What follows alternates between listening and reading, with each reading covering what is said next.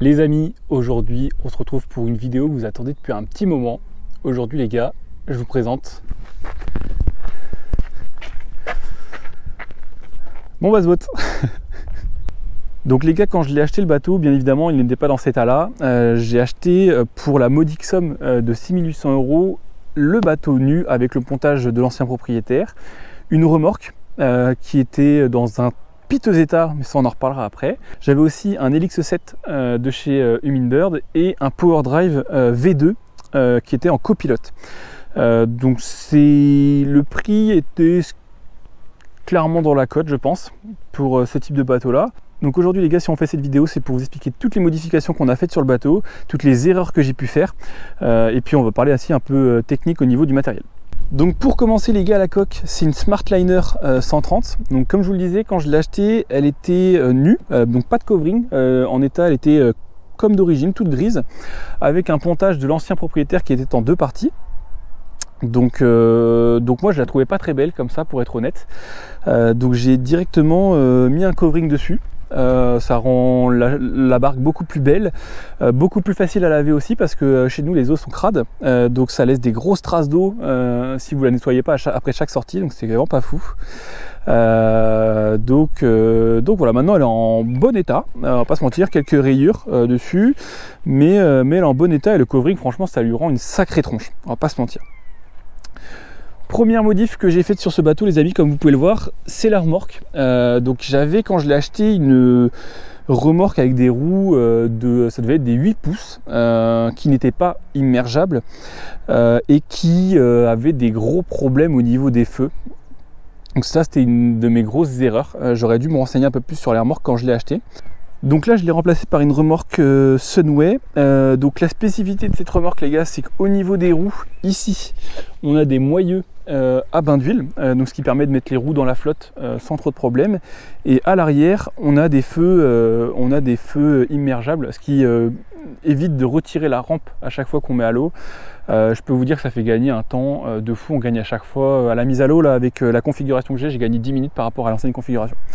Donc ça c'est une remorque qui a un coût, c'est une remorque qu'on trouve dans les 1200-1100 €. Un peu moins cher souvent quand on est près de la côte, parce qu'il se vend plus de remorques, mais c'est un investissement ultra important, surtout pour moi qui fais pas mal d'autoroutes pour aller notamment à Biscarrosse, Serponçon, dans le Cantal, etc. Donc voilà. Vraiment, si vous voulez acheter un bateau, pensez-y, la remorque c'est ultra important. Si vous avez une remorque immergeable, vous êtes vraiment très bien.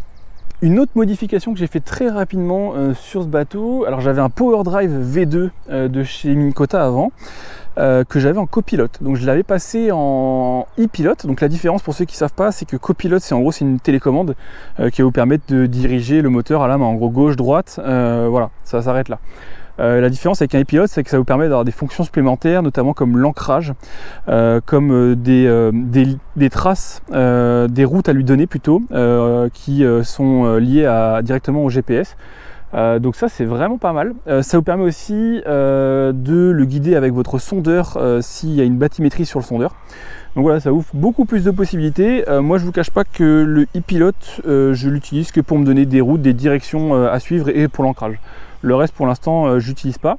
Ce moteur là, pour info, il existe sans sonde et avec sonde. Moi je l'ai pris sans sonde pour des questions de budget hein, pour le coup. Et puis parce que j'ai déjà des supports sondes que vous verrez juste après. Un truc que j'ai pas changé les amis, et pour l'instant c'est pas prêt de changer vu le prix que ça coûte, le Honda BF20 que j'ai dessus. Donc spécificité de ce moteur, donc déjà il fait 20 chevaux, il a une trim électrique, donc ce qui me permet de le lever et de le descendre à ma guise. Donc ça c'est très pratique, parce que je vous avoue que la trim manuelle où il faut le relever à la main, c'est vraiment chiant. Et il a un démarreur électrique. Donc c'est un moteur par contre qui me pose quelques problèmes pour l'instant. J'ai déjà dû faire une première révision parce que c'était un moteur apparemment qui avait été en eau de mer avant, j'avais pas été prévenu. Et là j'ai grillé ma pompe à eau, elle a surchauffé, donc j'ai dû la changer. Donc, voilà, il m'a coûté un peu cher pour l'instant. Après les prix des moteurs 20 chevaux avec des trims c'est vraiment très cher. Donc pour l'instant j'en ai pas racheté un et c'est loin d'être prévu. Donc autre chose que j'ai changé les amis, c'est les sondeurs. Avant j'avais un Helix 1 7 pouces qui commençait à se faire un peu vieux, donc je l'ai revendu pour m'acheter du coup ces deux Helix 9, donc j'en ai un à l'arrière, un devant. Spécificité de ces deux sondeurs, donc là on a un MDI, à l'arrière j'ai un MSI. Donc le MDI, pour ceux qui ne connaissent pas du tout, ça veut dire Mega Down Imaging. Donc concrètement, il va faire une vue GPS, une vue 2D et une vue Down Imaging, donc une sorte de photographie du fond en instantané. Le MSI, la différence, c'est qu'il va avoir une vue side imaging, c'est-à-dire qu'il va scanner sur les deux côtés du bateau et donc on va pouvoir voir ce qui se passe sur les deux côtés du bateau. Donc ces deux sondeurs sont reliés via un câble réseau, ce qui me permet de switcher les sondes. En gros, si je veux voir la sonde de derrière sur celui de devant, je peux, et si je veux voir la sonde de devant sur celui de derrière, je peux aussi. Donc ça, les Helix 9, valeur sûre dans le milieu de la pêche, donc clairement, vous pouvez les prendre en 5, 7, 9, 10 pouces, c'est vraiment très très costaud.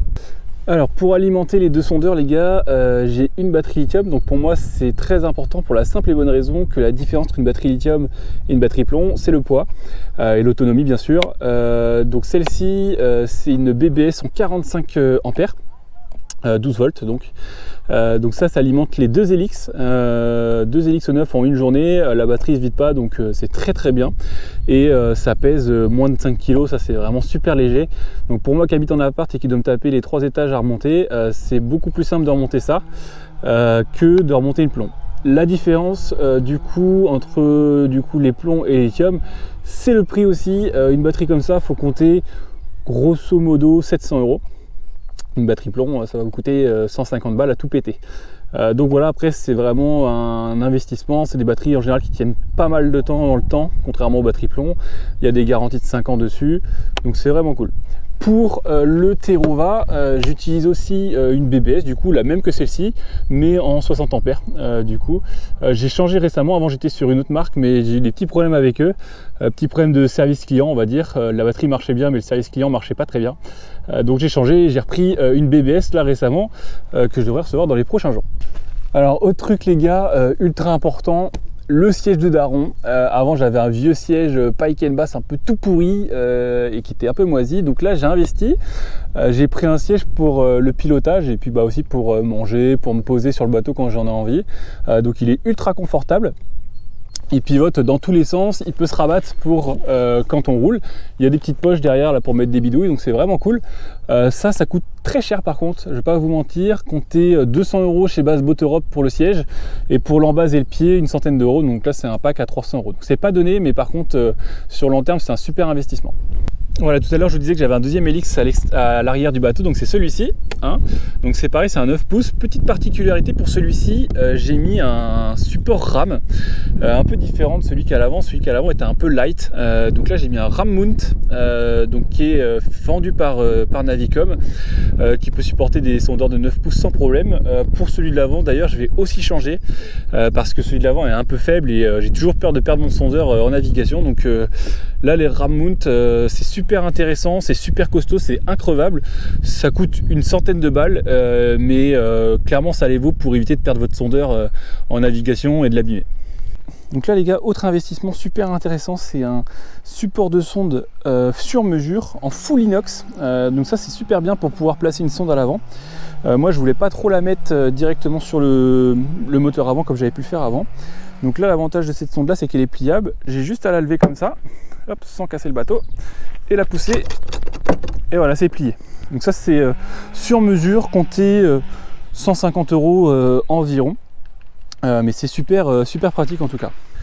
Bon, je vous ai gardé le meilleur pour la fin, on va faire l'aménagement du bateau maintenant. Alors je vais passer derrière la caméra, ça va être plus simple pour moi pour vous montrer. Ici, comme vous pouvez le voir, hop, ici j'ai coupé le pont arrière d'origine. Avant le pont arrière arrivait à peu près jusqu'ici, donc ce qui faisait de lui un vrai bass boat avec deux ponts.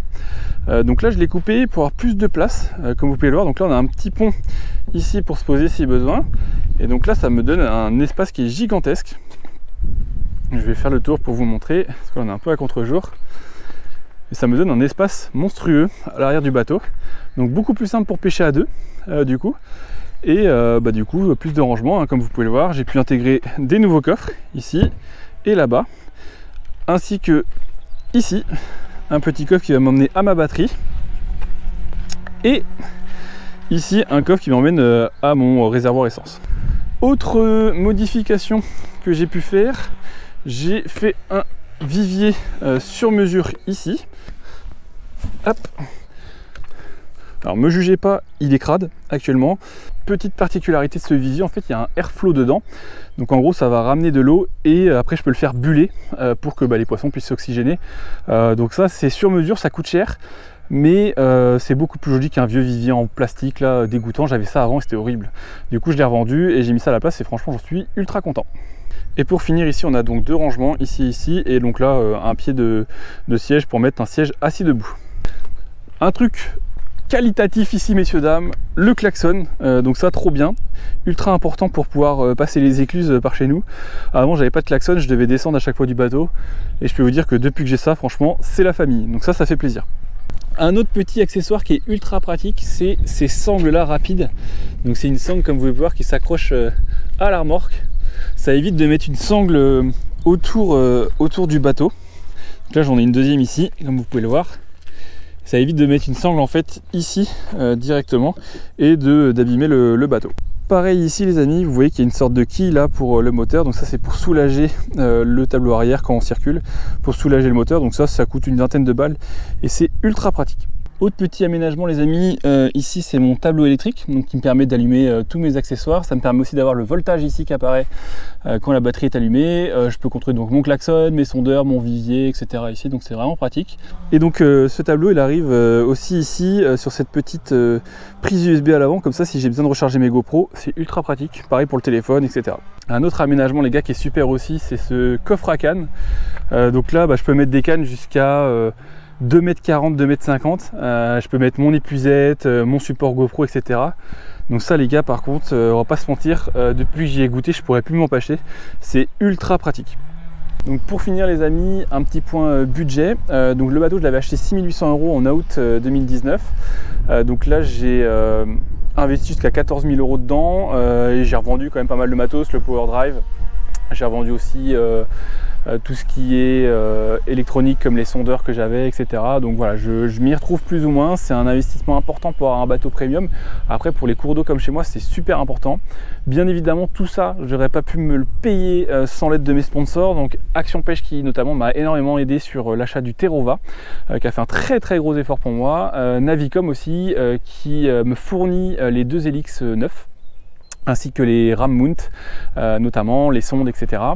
Et puis bien sûr BBS qui m'a sauvé récemment, parce que BBS ne me sponsorise pas pour info, mais m'a sorti une petite galère au niveau batterie, c'est-à-dire que j'avais eu un petit problème avec un autre fournisseur de batterie qui m'a pas livré après plusieurs mois d'attente, donc j'ai dû annuler la commande et BBS m'a expédié une batterie là en 48 heures pour que je puisse partir en vacances d'ici quelques jours. Donc merci à eux et puis merci à vous. J'espère que la vidéo les gars vous aura plu. Si vous avez kiffé, je vous laisse vous abonner, lâcher un petit pouce bleu bien évidemment, et puis on se retrouve dans une semaine pour les premières vidéos Cantal dans lesquelles on va pêcher le lac de Garabi et on va essayer de faire quelques cendres. Allez, ciao!